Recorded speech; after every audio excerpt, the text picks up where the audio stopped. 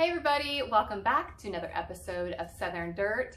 My name is Summer and today I'll be sharing with you all the seeds and the seedlings that you can put in your garden right now in January for Zone 9. My garden is located in Central Florida and right now is a perfect time to start daydreaming about your spring garden.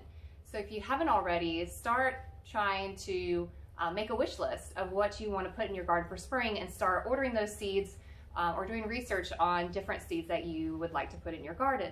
Now I will be putting out a full spring garden plan for what I am doing here.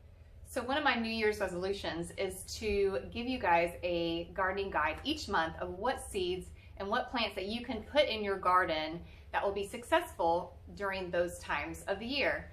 This is actually a challenge for me because it's sometimes can be hard to figure that out because there's so many different sources out there that are contradicting. So I'm actually going to be testing all of these seeds and transplants in my own garden to see how they grow. So at the end of this video, I'll be showing you an existing garden where we also have some of the same items that are already growing really well and we're harvesting. So stick around for that. So here's my list for January. Things that you can plant right now. You can plant beets, you can plant bok choy, potatoes, carrots, collards, kale, kohlrabi, different varieties of lettuce. I like crisp and butter crunch and romaine. You can grow mustard greens, peas, peppers, radish, turnips, watermelon, onions, cilantro, and some things that you may want to start indoors if you have a greenhouse. You can go ahead and get a head start on things like your tomatoes and peppers. I don't have a greenhouse. I want a greenhouse, but what I'm going to do is I'm going to start those tomatoes and peppers in little seed trays. So if it does become a frost, then I can take those in easily. We can also start basil, oregano, zinnias, sunflowers, and marigolds. Those few items you can start indoors if you have a good sunlight source. But what you also want to look up is your last possible frost for your zone if you're not in Zone 9. Ours is March 1st. Now, that is an average, and I have seen it frost in March 15th.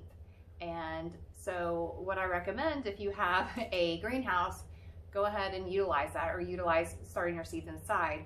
I usually do my big plantings in February and March. I'll start all my seeds for spring and I'll have my garden completely cleaned out. This year I'm going to try to keep things in the garden and plant accordingly to when the best time they can be planted during the year. So I'm going to go over all the seeds right now on different packets that I'll be putting in our garden, and then I'll show you where I'm putting them. So these are shooting star eggplants. I've been saving the seeds from our original eggplants that we have been harvesting. They're super good. I'm going to be using Bok Choy. This is new this season, which I absolutely have been enjoying. I wish I would have started more. We'll be starting those. I didn't have much success with beets, so I'm going to just try and plant them again and see how they do in January. Maybe they'll do better. Now we already have onions growing in the garden, but we're going to go ahead and try some of these. And I'm going to do a second planting of kohlrabi, which is a lot of fun to grow. I'm going to start some cilantro in trays. I'm also going to start peppers in trays. This is my favorite pepper, sweet banana pepper. And I like growing cherry tomatoes in the spring only because they're so much easier to grow when we start to get into those hotter temperatures. I have a neighbor that always sends over some of her heirloom tomato plants, so I'll be putting those in. I'm going to try to see if I can get some seeds from her to start some of them earlier. And I've got some Sugar Daddy peas and some Oregon Sugar Snap peas that I'll be starting. I think what I'm going to do is direct sow these into the garden. I'm going to direct sow the beets, and everything else I'm going to put in trays. Now I will be putting some potatoes in the garden as well, and then all of my flowers I'll be putting in trays. So I'll go now outside and show you where I'll be putting everything. We have these amazing sunflowers over there that have opened up. Our garden is pretty full right now. So it's been difficult for me to try to figure out where everything is going to go, but I think I have a plan. That doesn't always mean I stick with my plan. I never do. So over here in this bed, we had romaine and butter crunch, and a lot of it has gone to seed. So as soon as all of these have gone to seed, we'll be cutting the bottoms and letting that bed rest for a bit. This is where I'll be putting my second planting of bok choy. Here's my bok choy over here. A lot of it is starting to go to seed, and I need to get in there and actually harvest some more before it goes to seed. So over here, I have some radishes that will, by the time my peppers are ready to go into the ground, I will have harvested all of these radishes. So my peppers will be going there. Here's where my existing shooting star eggplants are. Those will remain there and continue to produce.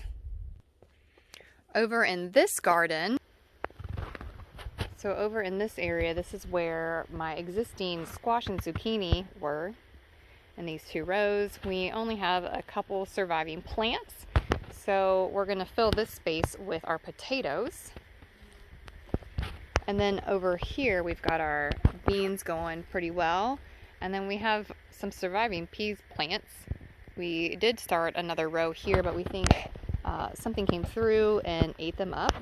So what we'll be doing is doing another sowing of peas here. Now where my sunflowers are, those are going to stay there probably for the next 30 days as I let their heads fall over and dry out. We will save the seeds as long as the birds and squirrels do not get them first. But when those are taken out, that is the section where I'll be putting my tomatoes. It's always good to rotate your crops throughout the seasons. My tomatoes, existing tomatoes, are right over here, and we're just going to move them over a bit, put them there. Here's our kohlrabi, which we are going to do a second planting of kohlrabi, but we're just going to bump them over here. So as we are harvesting these ones, we'll have new ones ready to go right in this section. So in this garden, soon I will be harvesting my cabbage, which are sitting here on the edge here. So that's probably going to be the first existing space that I'll have available. Look at these cabbage. They are just looking beautiful. I could really harvest them now, but I really want to see how big they're going to get. So in this section, I'll be putting beets. And I'm going to be putting 2 different types. I'm going to try the seed tape just because I have it. That wasn't a success earlier in the season. And these other Detroit dark red. Now I will also be putting some of these seed onions. I honestly think I'm just going to throw them between some of these plants.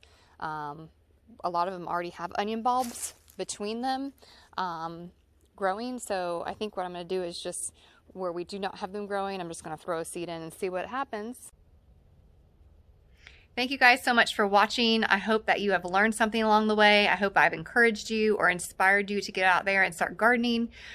If you have any comments or questions for me, please put them in the comment section below. There is never a stupid gardening question. I still ask many questions myself because gardening is a never-ending learning experience, and that's what I absolutely love about gardening. Not only is it a hobby, but it's something that I'm constantly pouring myself into and learning how to garden better. So if you have some tips for me, or if you see something in my garden where you're like, hey, you do a lot better at this way, please share that, because I'm learning and then I'm also sharing that with others. So thank you guys again. I appreciate your subscriptions. I appreciate your encouragement. This is the stuff that keeps me going. I hope you guys have a great day, and I'll see you soon.